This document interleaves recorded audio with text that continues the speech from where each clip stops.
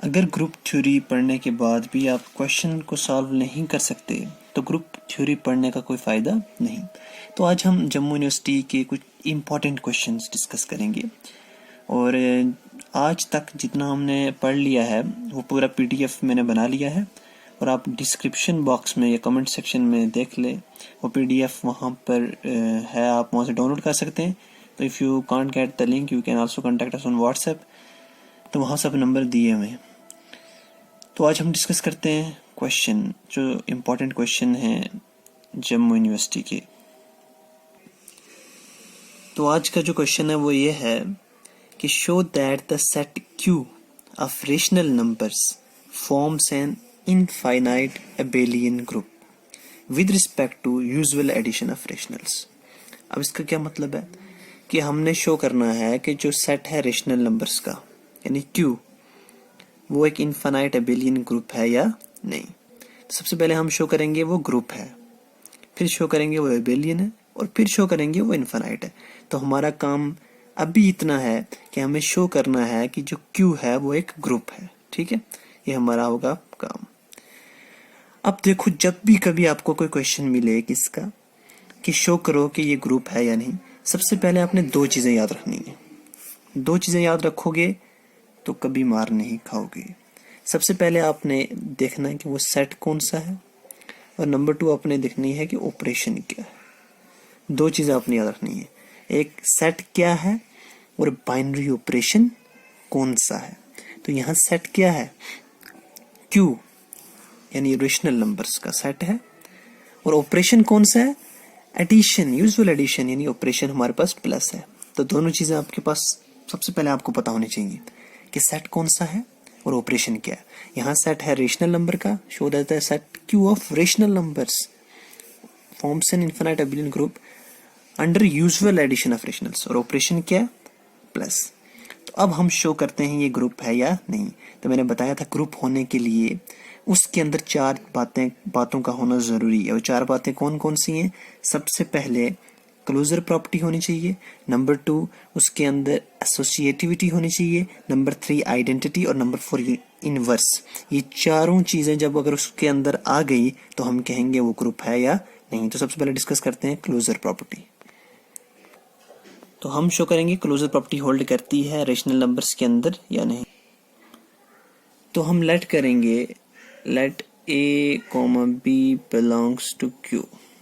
हमने दो rational number ले लिए, ठीक है। क्लोजर प्रॉपर्टी आपको मालूम होनी चाहिए क्या होती है। हमने दो नंबर लेना है उसी सेट में से, उन पे ऑपरेशन लगाना है जो दिया हुआ हो। यहाँ कौन सा ऑपरेशन दिया हुआ है, एडिशन का, तो इनकी एडिशन करेंगे और जो नया एलिमेंट आएगा वो भी उसी सेट के अंदर होना चाहिए। कैसे, मैं बताता हूँ आपको। A B Q में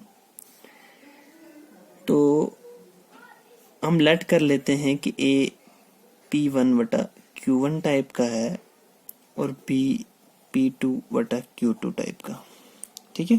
क्योंकि रेशनल नंबर किस फॉर्म में होते हैं, P1 वटा Q1 फॉर्म, P वटा Q की फॉर्म में। तो हमने लेट कर लिया कि A P1 वटा Q1 की शक्ल में है और B P2 वटा Q2 की शक्ल में है, ठीक है ना, क्योंकि A और B दोनों रेशनल नंबर से। अब ये P1 क्या होता है, ये P1 Q1 P2 Q2 ये सारे इंटीजर्स होते हैं, ठीक है। और रेशनल नंबर की डेफिनेशन देती है those numbers which are in the form of P वटा Q where P and Q are integers and the denominator that is Q is not equal to 0। तो यहाँ डिनोमिनेटर कौन है, Q1 is not equal to 0, और यहाँ denominator कौन है, Q2 is not equal to 0, ठीक है। यानी ये सब इंटीजर्स हैं और इनके डिनोमिनेटर 0। ये चीज गिवन है कि दो नंबर लिए हमने रेशनल नंबर्स। अब हम देखेंगे A और B Q में है, अब हम निकालेंगे A स्टार B। अगर A स्टार B Q में हुआ तो हम कहेंगे कि rational numbers are closed under addition, यानी रेशनल नंबर में क्लोजर प्रॉपर्टी होल्ड करती है। तो A स्टार B का क्या मतलब है, A प्लस B, क्योंकि अभी हमने देखा ऑपरेशन कौन सा यहाँ, प्लस का। A क्या है, P1 वटा Q1 प्लस का, प्लस B क्या है, P2 वटा Q2। तो cross multiply P1 Q2 plus P2 Q1 upon Q1 Q2।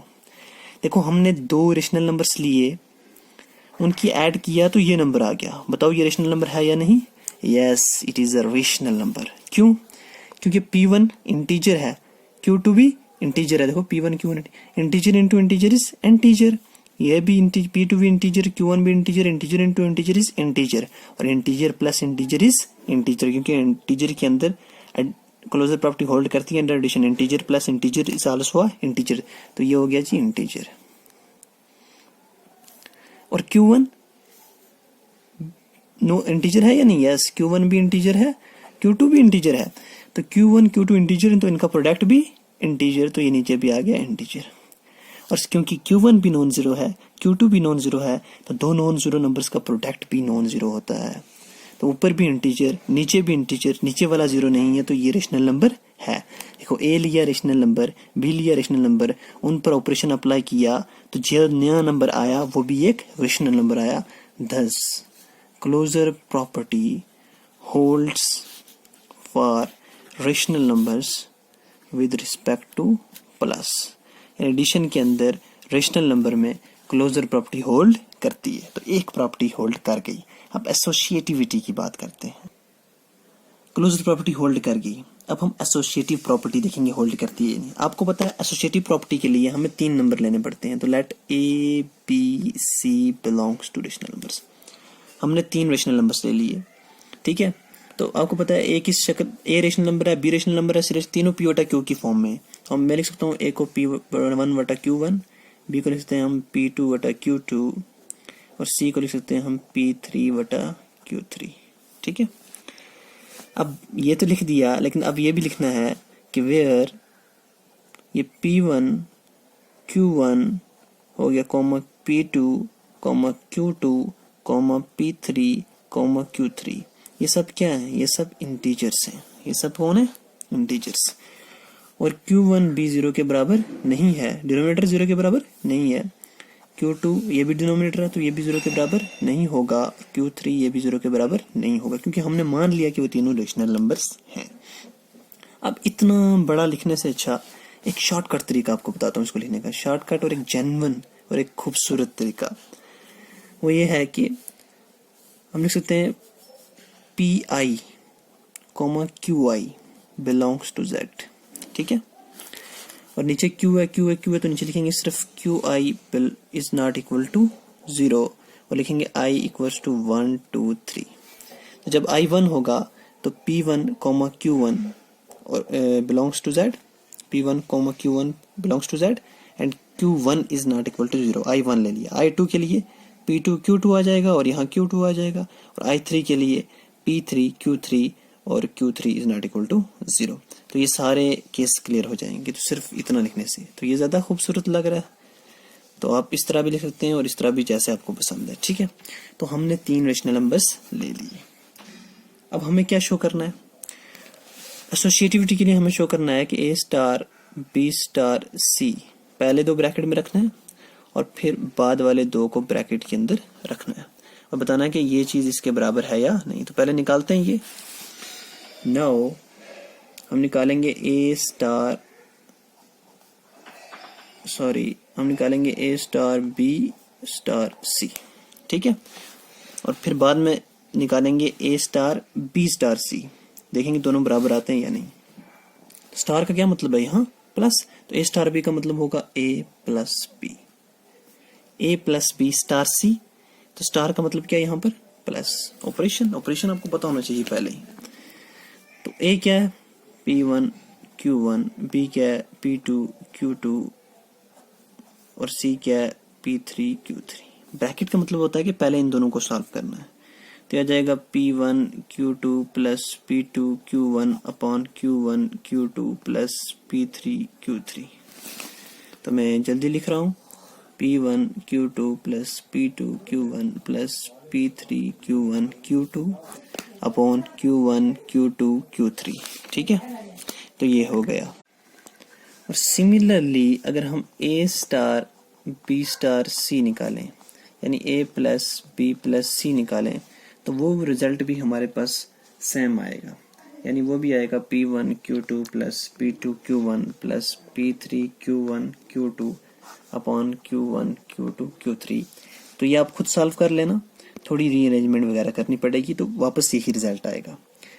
यानी देयरफॉर हम कह सकते हैं कि A star B star C equals to A star B star C, यानी या फिर ये कह सकते हैं A plus B plus C equals to A plus B plus सी।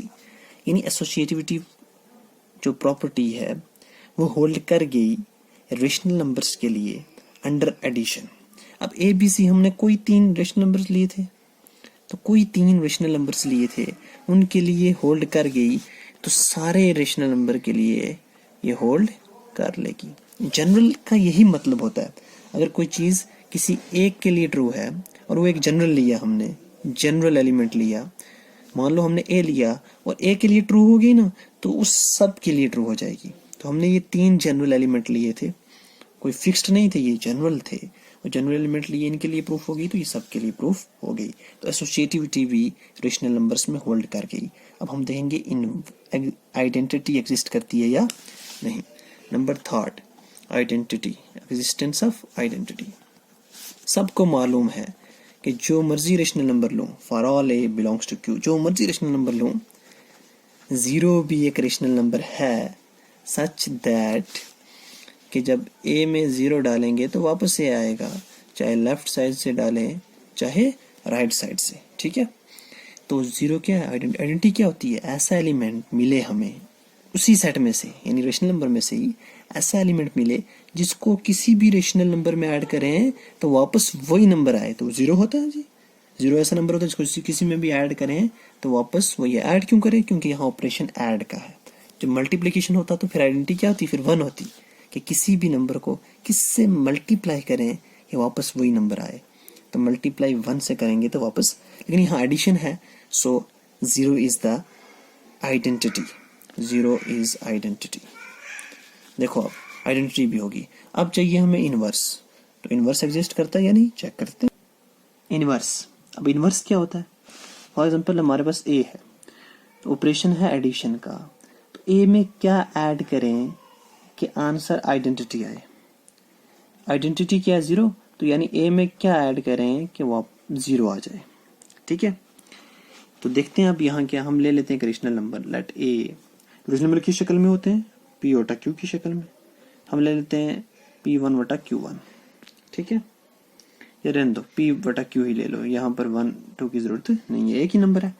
तो P वटा Q की शक्ल में और रेशनल नंबर ले लिया हमने, ए हमने रेशनल नंबर ले लिया। अब P Q कौन होंगे, इंटीजर होंगे, और Q 0 के बराबर नहीं होगा, ये आपको पता ही है, ठीक है।